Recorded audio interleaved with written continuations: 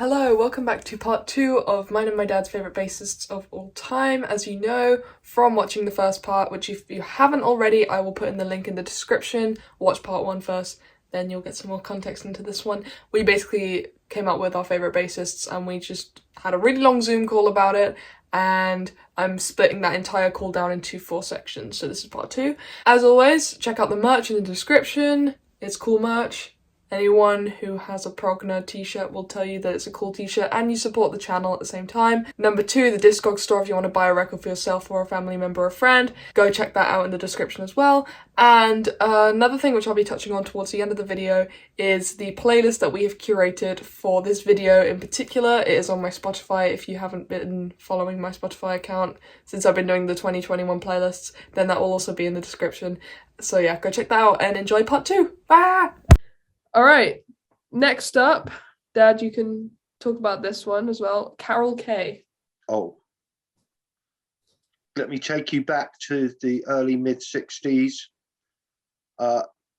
In a vastly different world that we lived in then, Carol Kay stood out as an incredible bassist. Probably not paid as much because of her sex, and probably not as rated because of her sex, but was a leading light in the advancement of women in music. Carol Kay is one of the greatest bass players in a great band, the Wrecking Crew. I had the privilege of seeing her play bass on the TV and everything like that, and she was just incredible. I think she's now still even teaching the bass guitar, but I once was talking to Hal Blaine over on Twitter, I think it was. Oh yeah. Direct messaging. And he basically said that the Beach Boys music would never have been the same without Carol Kay in it. I mean, she was the bass guitarist in the greatest album for me that ever was made, Pet Sounds. She was the bass guitarist in Good Vibrations and things like that. That's the song we picked, for our example. Yes, which is the song we picked. But we could have picked all. I mean, I could sit there just pick the whole Pet Sounds album, you know. Yeah. Phenomenal bassist, a master of her craft, and she will be indelibly remembered, although she's still alive, for eternity, for what she did and what she produced, and it's a wonderment to hear her bass playing, and I think. I can't say anything further than that. She just was a great musician. I agree. All right, next up is Sting from, well, The Police and the solo stuff that he's done as well. Yeah. Dad likes to rub in the fact, because I'm really into this band at the moment, that he saw them live in their best year, in my opinion. So... Did I tell you that I saw them? When was that?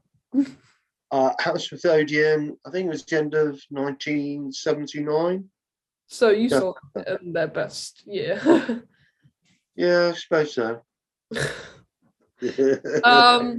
I could fish out a lot of the great bass lines from the Police discography, but we chose Can't Stand Losing You because that's one I learned fairly recently, and it's just so infectious and fun to play, actually. I think we were going to play it for a concert, but we just never did. He's a great bassist. I think he adds a lot. And to be in a 3-piece band, every musician has to be on it. You can't really have a weak member. If there's only 3 of you, you can't have a weak member in your group, because otherwise it just falls apart, really. I think he's a fantastic bassist, and as I said, there are just so many great bass lines that I could have picked throughout the Police's discography that I wanted to put on this playlist, but we chose that one because I guess mutually we both love that song. Um, My favourite album of theirs. and yeah, great band. And I think that they're a very tight three-piece band as well. Shame that they're not Absolutely. touring around anymore. Anything to add, Okay. Dan? No, nothing really further to add that you haven't said. Although, yeah, they were good live. Just add that bit. Very nice. Okay, next up, Roger Waters of Pink Floyd. I could just go ahead now and say my favorite bass line of Pink Floyd is Money, but I would be lying to you if I said that. It's a great bass line, very, very fun, very infectious. I learned it as well. Fun to play, all that, but it's not my favorite bass line.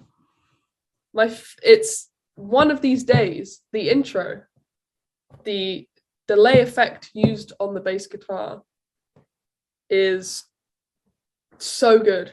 It's amazing. And I think Roger Waters doesn't get much credit for being a great bassist, but he does get a lot of credit for being a great songwriter, which is very true. He writes a lot of really great lyrics. I mean, my favorite album of all time is Animals, and he wrote the lyrics on all the tracks.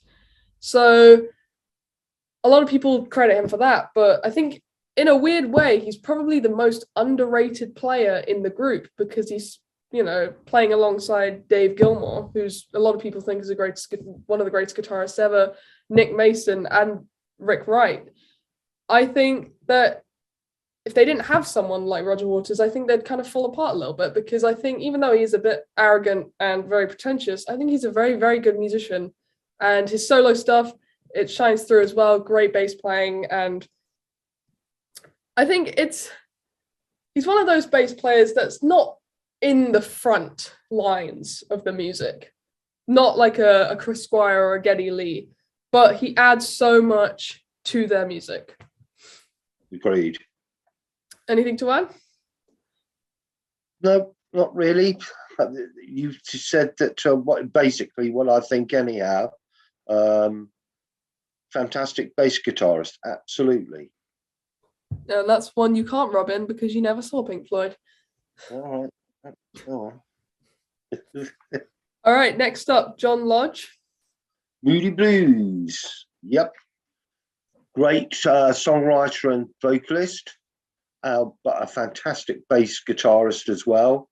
We've chosen the track Question because the bass lines on that are very, very good.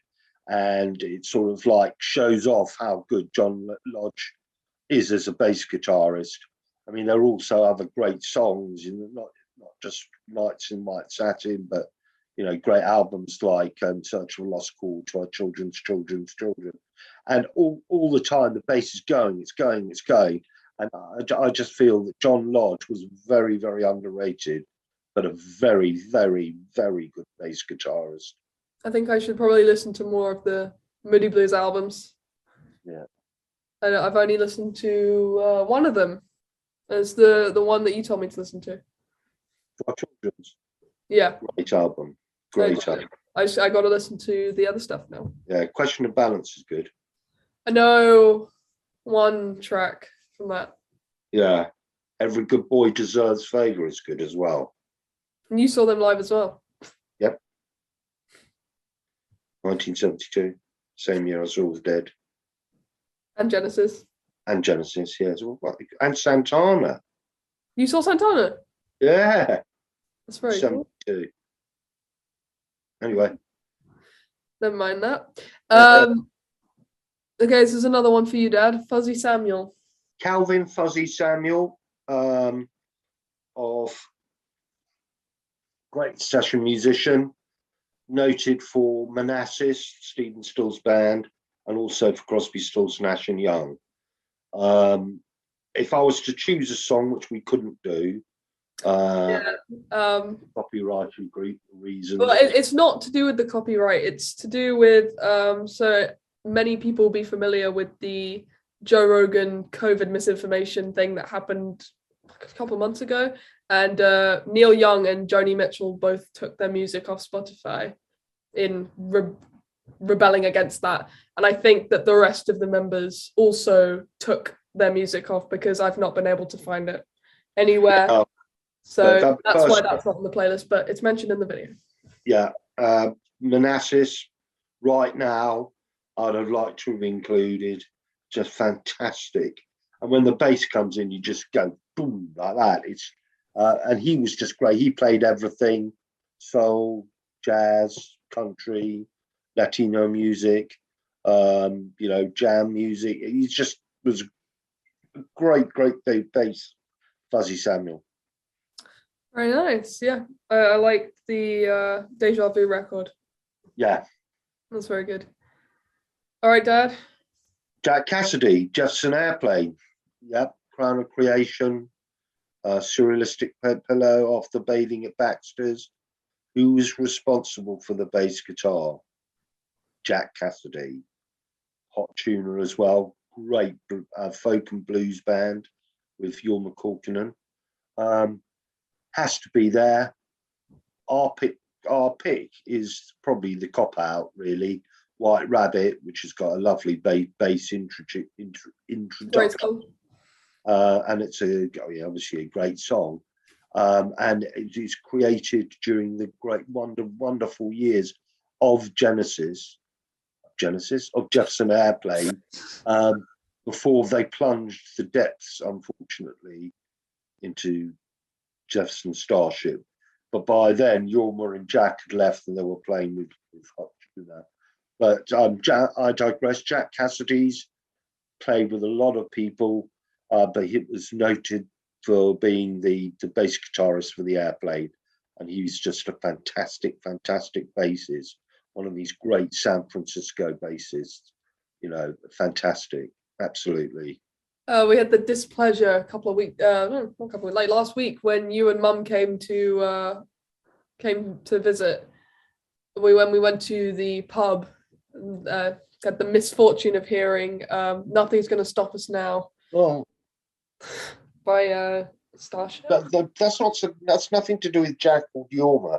It's all to do with Marty Bailing, great Paul Cantler, and Grace Slick.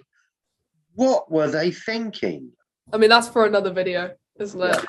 Yeah. Just call the video "What Were They Thinking?" Yeah. That'd be quite a fun one, actually. Yeah. All right. Next up, Jaco Pastorius. Many people think that Jaco was the greatest bass player of all time, and who am I to argue with that remark? I don't know much about his work. The most I know about his work is basically Weather Report, and he's a bass guitarist, and he also played with a lot of the great. I think he played with Miles Davis, and he was just an incredible bass guitarist. Had a flair for playing the bass, and is probably the greatest modern day bass player, without any doubt. I can't really say anything more than that. I loved some of the work he did with Weather Report. Weather Report, great. I loved them a lot.